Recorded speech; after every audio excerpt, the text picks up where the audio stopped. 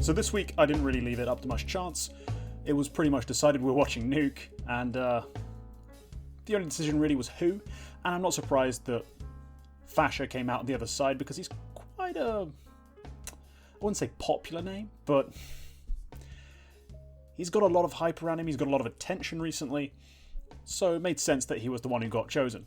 Now, he happens to be kind of the hard carry of this Ecstatic roster. It's, in practice, there's some quite clear reasons why, and I think we might get into that during this demo. I wouldn't know, I haven't seen it ahead of time, didn't even watch this game live, but I'm pretty certain we're going to see certain things that we always see from Ecstatic that'll explain a lot of why FASHR's numbers are the way they are. Anyway, that's enough chit-chat. Let's get into it, see what we see, and hopefully it's going to be a good one. Okay, straight into it. We've got the Armor USP buy. He's playing outside. Unfortunately, he's not the one with the dualies. Would be pretty cool. I do like watching dualies, but hey. He's the garage player on this Ecstatic team, who have been a bit controversial recently, of course, with the accusations. Not exactly levelled at them, but certain implications were made by certain players. So he's rotated down, it's been a ramp take. His teammates are actually falling all around him. He's kind of trapped himself into a corner. He can fight his way out and get a double kill. Dafu chiming in as well, so... Ooh, that's a tough fight to win, but he does. Fang's going to be kicking himself. Up close with the Glock, you always favour your odds, but... Nice, FASHR. So you see that he didn't really do anything extraordinary to isolate fights or give himself particularly good odds. Kind of cornered himself, took down the bomb planter, which was fair enough, but then kept fighting, killed one behind the silo on site, killed Fang up close, which is a fight Fang should be winning. Also the final kill onto JT against dualies when he's got low health. Lucky to get away with it, but that's part of what he brings to the Ecstatic team. He really is the playmaker on the side, really expected to deliver the multi-kills, and you see that he did it perfectly.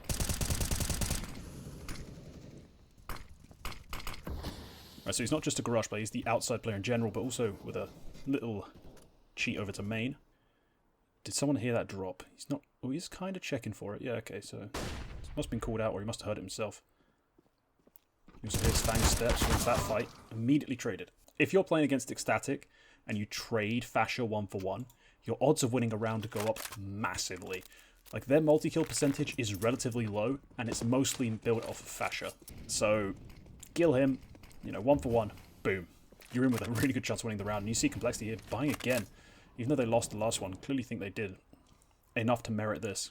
All Galils, though, which isn't ideal. Now, FASHR, he's playing deep in garage, means he hears all these steps a lot clearer than if he was playing, say, over by credit card or near main. 100% confirmed, at least 2 went down, so he heard definitely 2 sets of steps. Holding this crack, this is an incredibly difficult angle to clear, so most T-sides choose not to challenge this without smokes in the way or something to impede this player's vision, because it's such an easy multi-kill spot. Now, we have the benefit of the X-ray, but also definitely the A players can hear this motion, this commotion towards B. And FASHR's left to try and clear outside and then get his M4A1S down those stairs. Can't land the kill on Floppy, so he's just going to keep rotating away. This might be a safe call. It's 5v4. Make that a 5v3. Yeah. Save it. Bam. CT sides are brutal. So how do Ecstatic really make use of FASHR in such a definitive way? Like, it's so clear what his role is when you watch these guys play. And that's essentially just trading everyone. He trades everyone, especially on T sides. CT side, it's a little more delicate. It's map by map, because some maps you can't have such obvious setups for him to trade players or make use of players' space. But on T sides, yeah, his job is to trade. It's why they have one of the highest traded percentages I've ever seen, especially on like individual players. We saw this in, I think, Peter Milanovic, or I think that's his name, the guy from HLTV who posts the stats on Twitter. They had 3 players at 27% traded, which is absurd. Like, ridiculous. And none of them FASHR, obviously. There we go, makes a fight with the vent, gets a double kill. Oh my god, nice shot. And that net's good, and he hits the front. That's another quad kill. That's just another quad kill, and that's a round-winning quad kill. Now, the last one was on pistol, which was also pretty much round-winning, but that one, absolutely wild. He had no right winning that.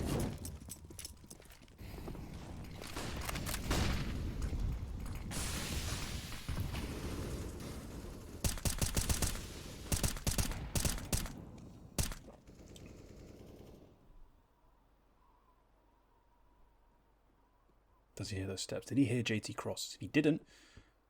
Oh, no, he definitely heard that. Catches one as the smokes fade. Sticks around for a second, which I don't think was ideal. That first fight, then retreat, would have been better. But he has that freedom. He has the right to take those fights on this team. Because Bird from Sky has faith that he will, more often than not, make the round-winning play. So he's allowed to just go for it. Oh, there's a gap in the smokes. Ah, he's such a little rat bastard. Fang had a real struggle, I think, in this game. And you see it's because of stuff like that. Like, he's asked to just go forward, clear that space, and he's got a gap in the smoke, doesn't help. Now FASHR boosted. I mean, they're really doing whatever they can to allow them to get those kills. At this point, the T's have shown presence outside. You know they're taking it. It's going to drop vents, but it's not actually the right call. Not yet, at least. Secret hasn't been approached. But if he gets a timing, then obviously huge multi-kill potential. If he catches them not looking his way, then yeah, round over. More fights being taken, and finally they got the bomb outside. Okay, now it's time to win the round. It's 2v2. You've got bomb. 30 seconds left. The T's have to make a play. This is the sort of round you have to convert. See that presence he shows, allows Wolfie to swing, and then he wins the fight straight up with Grim. Okay, watching FASHR play, just his POV, I've in the past thought maybe he wasn't the most spectacular aimer, because I thought he was...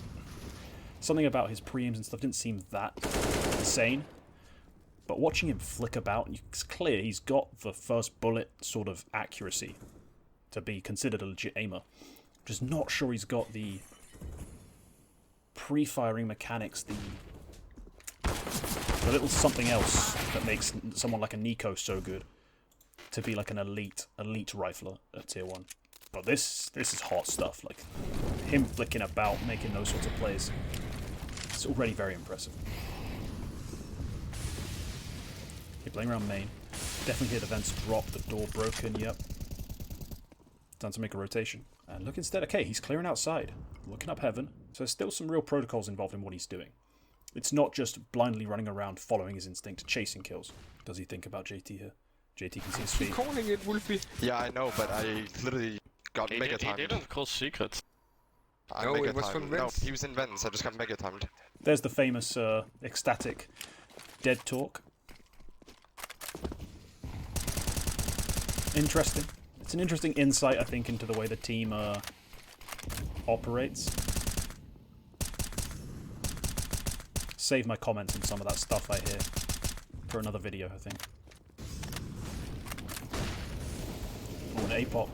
He's got himself into heaven because they knew it. They felt it coming. No pressure anywhere else. He gets in, gets one. Can't get another, but surely this can't be a one round. This is something Ecstatic will do a lot. When you don't give them any pressure on like these major choke points, these major like sources of info, they will make gambles. And you saw that nothing pressured them outside. Probably had felt very little pressure at ramp as well. And so FASHR just comes rotating in. Gets a kill here, but immediately traded. Oh, I hear the stairs. Let me play, please. I want to hear that. Then I'll watch Wolfie's POV. Right, he's got secret. And his team are making an absolute racket. And fighting, and Wolfie's just sat here in the corner. And then whiffs.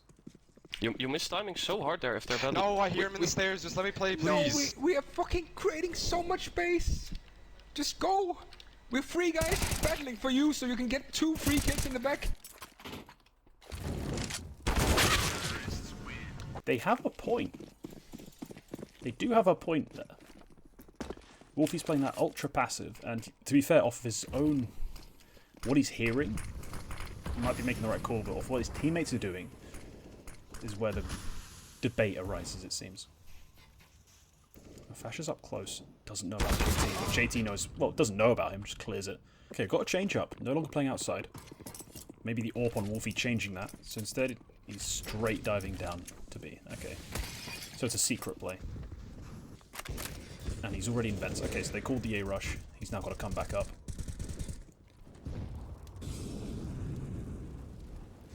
Bomb's going down.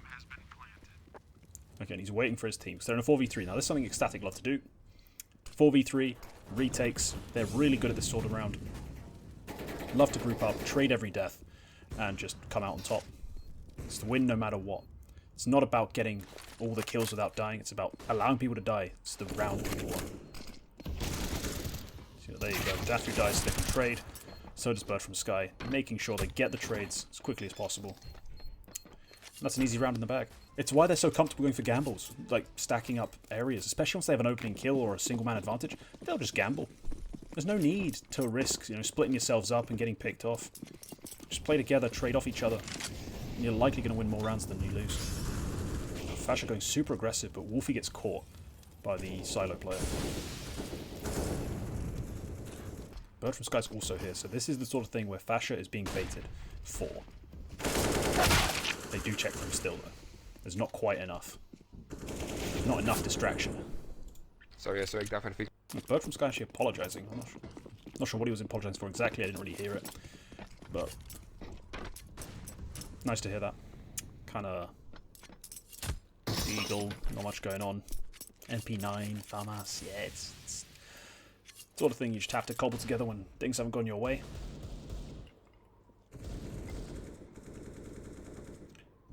FASHR been hard stuck on 16 frags.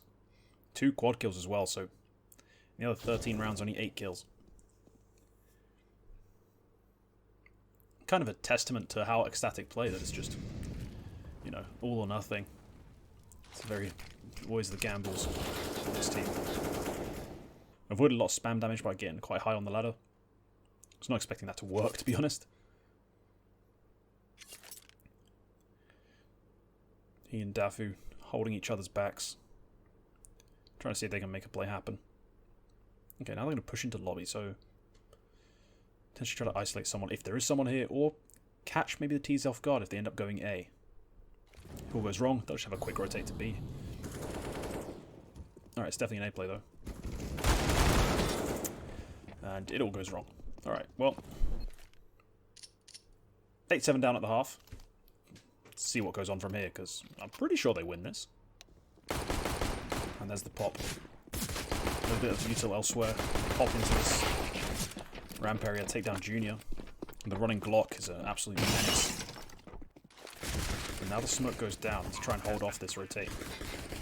And it's a 4v4, because Wolfie did go down. But it's a very tough retake to make happen. And all of these players are quite high health, so you have to hit headshots for your complexity. No one showing, just waiting. And now they pop out. Oh my god. Brutality. FASHR again stepping up in the pistol round. Oof. Pops the door open and can't quite land the taps onto Floppy. But he's already got a triple, and this round looks over. Doesn't matter the dice. Manx trades him, and yeah. 8-all that quickly. I'm really curious to see how he gets used on the T side of Nuke. On other maps, like Ancient, I've seen him play kind of like a lurk, really. Just always going to the same spots, but then when the team go elsewhere, he just lurks. See, they're going quite aggressive outside, very fast, crossing behind these deeper smokes. And he's playing a very hard entry. Just going first, taking all those engagements, if there are any, because they're not expecting like any counter flashes or anything. It's just FASHR straight up with an AK versus a Deagle or an MP5. For some reason, Floppy's got an MP5. In which case you favour FASHR 99% of the time. He should win those fights. Trades outside. Not really ideal trades. You don't want to be giving up even fights or even exchanges to a team with lesser weaponry. Just realised bomb is now dropped in a really awkward spot. This round becomes incredibly difficult to win, almost unnecessarily.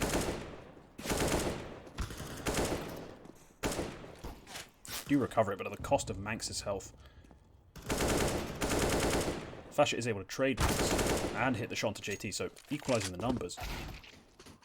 Can trade this one as well. Yep, okay, good. Does get a triple kill in the end, makes it happen, makes it work, but that was tough. That round was made so difficult by the failings of that sort of out of play that just, it all fell apart. Bomb got dropped. Sort of around you. Don't expect to lose, but very likely you will in a lot of cases. So again towards outer, throwing that flashbang. Just to allow himself to get this sort of position uncontested, at least from front of red. Oh, immediately spots Floppy on the boost. Hits a great headshot, and that's the only gun, I think. Yeah, okay, it drops now to JT, but what a nice shot from FASHR. So they're just going to take their time. Wow, okay. Dead silent. These MAC-10s aren't even going to get to release the shift key, and FASHR catches JT. No armor on that M4A1S, and it's a freebie. And they're almost going to keep this a clean sweep, but Grim's trying to save that M4A1S desperately. Made his way all the way to CT spawn, and yeah, they're going to let him get away with it. 10 on the board, and we're in our first buy round. Still 2 MAC-10s, so again, I'm expecting something a little poppy. And you're seeing it, the util's going in. Maybe faking event dive at least. Yeah, see, I usually expect the MAC-10s to, at that point, maybe one of them gets down vents, or one of them gets out onto A. Tries to get traded 1-for-1 just to weaken the CT defense, or weaken their hold on the A site. Force them to move some players around. Maybe weaken their ramp hold as a consequence, or their outer hold. Instead, for now, using util to simply fake movement and before regrouping outside. Pure silence on this descent into B. It's actually eerie. As the guy listening, just... Even the CTs aren't making a sound. And now we go. The spam, the run into the MAC-10. FASHR there to make use of it. Oh my god, what a shot. Sit down, Junior. He is clean at times, so clean.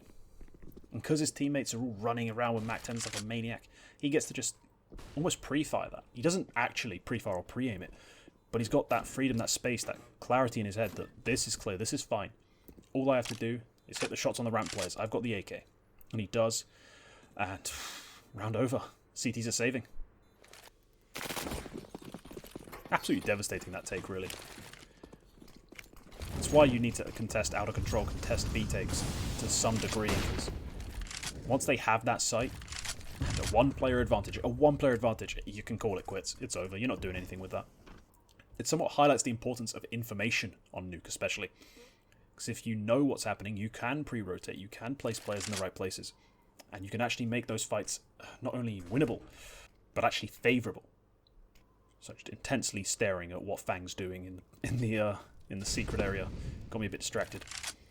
So I paused mid-sentence, I was just staring at the minimap and staring at what Fang was doing through X-ray, like, is he about to make a play? And he did kind of feign one out. So you saw Fang drop to smoke, then retreated. Not feeling confident to sit around having to clear the red, the silo, all those different angles that can shoot him. And Ecstatic have gone dead silent. Wolfie and FASHR both crawling outside. And now they're coming in late. At least Wolfie is coming in late to the site. Does pick up one. And where the CT's gone? The CTs thought it was B. I'm not sure what that was based off of. But that's a free bomb site. It's a 3-on-3 retake. It's gonna be kind of tough. JT's already low. FASHR's well entrenched into the bomb site with Daffy watching his back. Alright, JT's been spotted. He's also making noise. And he wins the fight with Wolfie. It's been winning fights though. Daffy winning 2. Now it's Fang versus 2. It's not exactly looking good. Yeah, time's out. Nice shot, FASHR. Alright, the more I watch, the more I like. Honestly, came in with my reservations about certain parts of his game. My doubts aren't completely gone. I still think he lacks some polish in some areas. But I'm far more invested in Fang. Sorry, in FASHR. I'm already well invested into Fang. Gets one, traded immediately. But Bird from Sky is able to make use of his trade, of his death, to get another trade, and yeah, 13 on the board. They work the advantage, and as I've said, Ecstatic with a man advantage is possibly one of the most dangerous teams in the world. At this event, they had the highest 5v4 percentage, if I'm not mistaken. They are so good once they get a man up. They really are. Make full use of it, always trading each other's deaths, and that's why they're able to make so many victories appear out of seemingly nowhere. Alright, FASHR back to his outside stints. This time no flashbang, a little risky, but no real panic. That flashbang allows him to jump up into that angle. If the AWPer was still sat on it and decided to just wear out the flash, FASHR could have caught him. Instead, he just uses that space to push forward, and now as these smokes bloom, he's got a chance to just swing into main, and no one's holding for this. Junior does get bird from Sky, but now that FASHR has the info to work with, oh my god, he's going for it all. Again, not going for the simple play, going for the round-winning play. And it almost costs him. Yeah, Junior's not going to get mugged off like that. Cold one back. Ah, you hate to see it. You really hate to see it. He could have got the kill so many occasions in that round. Kind of throws it away. More default outside util there. Counter money from Fang's good, but FASHR just ignores it. And meanwhile, Wolfie's found a pick onto Junior. Here we are, 5v4. The speed that's out of him as well. Doesn't catch Floppy out. Does land a dink. My god, Floppy is good. Okay, he's still lurking about. His teammates have gotten ramp. And now he's at the other extremity. Holding, I assume here he's holding for a push to come out to outside to try and clear his space. But after he gets that kill and he hears, I think, Grim's steps, he can actually push forward a bit and try to make another round play. There you go, there's the first. Doesn't know there's a second. That's another round lost, 13 to 10. Complexity starting to put up some defense, like some actual resistance on this defending side.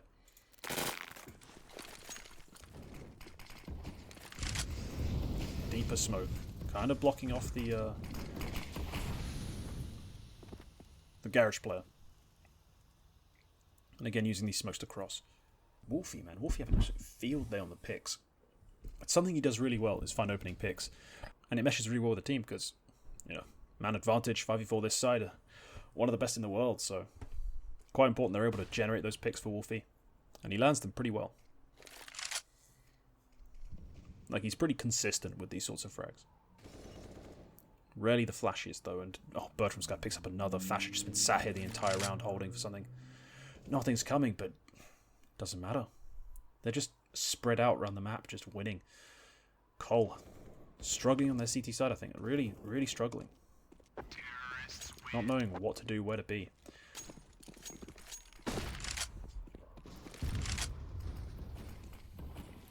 Again, the smoke wall goes up. Again, they're just going to use it to cross, this time making noise. Not really too fussed about giving away sound cues against the pistols. Which I kind of get. In a real gun round, they just shifted the entire way. Didn't want to give it, give that info across.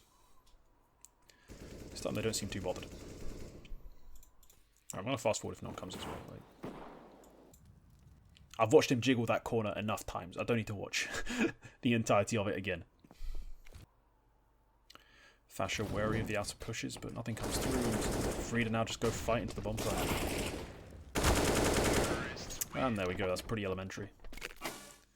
That's 15, and complexity, yeah, take a pause, because this is the last round you have to play with. Like, you've got to win 5 straight.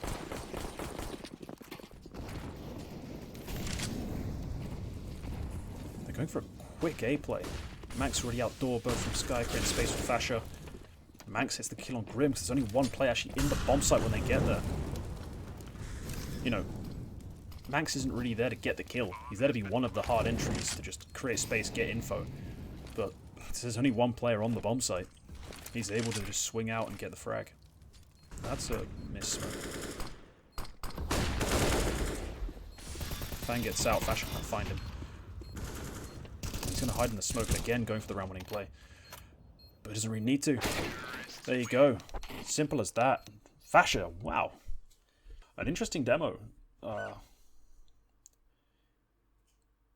I didn't really ever think FASHR in the playmaking sense like that. Like, I've seen him trade a whole lot, like on maps like Ancient especially. I've paid a lot of attention to him playing on Ancient, and he does this stuff with Bird from Sky where they play off each other on the CT side especially.